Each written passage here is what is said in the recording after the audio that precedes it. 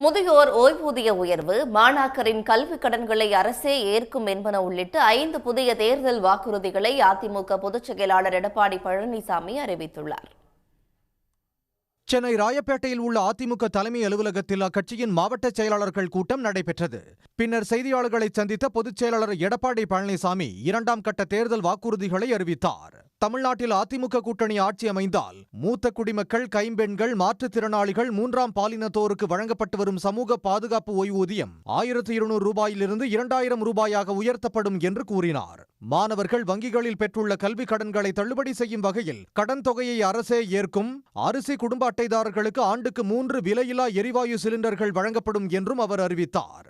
ஜல்லிக்கட்டு போட்டிகளில் வீரர்களுக்கு உயிரிழப்பு நேரிட்டால் அவர்களது குடும்பத்தாருக்கு 10 லட்சம் ரூபாய் இழப்பீடு, படுகாயமடைந்தவர்கள் சிகிச்சை பெற 2 லட்சம் ரூபாய் நிதி உதவி வழங்கப்படும் என்றும் தெரிவித்தார். அரசாணை வழங்கப்பட்ட இடங்களில் நடத்தப்படும் ஜல்லிக்கட்டு போட்டிகளுக்கு 5 லட்சம் ரூபாய் வழங்கப்படும் என்றும், ஜல்லிக்கட்டு நடத்த ஆன்லைன் முறை ரத்து செய்யப்பட்டு பழைய நடைமுறையை பின்பற்றப்படும் எனவும் அறிவித்தார். சிறுபான்மையின பெண்கள் சுய தொழில் தொடங்க வட்டியில்லா கடன் வழங்கப்படும் என்றும், மாற்றுத்திறனாளிகள் கூட்டுறவு வங்கிகளில் வாங்கிய கடன்கள் தள்ளுபடி செய்யப்படும் என்றும் எடப்பாடி பழனிசாமி அறிவித்துள்ளார். எடப்பாடி பழனிசாமி அறிவித்துள்ள முதியோர், மாற்றுத்திறனாளிகளுக்கான சமூக பாதுகாப்பு ஓய்வூதிய அதிகரிப்பு மற்றும் மாணவர்களின் கல்வி கடன்களை அரசு ஏற்கும் என்ற வாக்குறுதிகள் அதிமுகவின் 2021ஆம் ஆண்டு தேர்தல் வாக்குறுதிகளில் அறிவிக்கப்பட்டவையாகும்.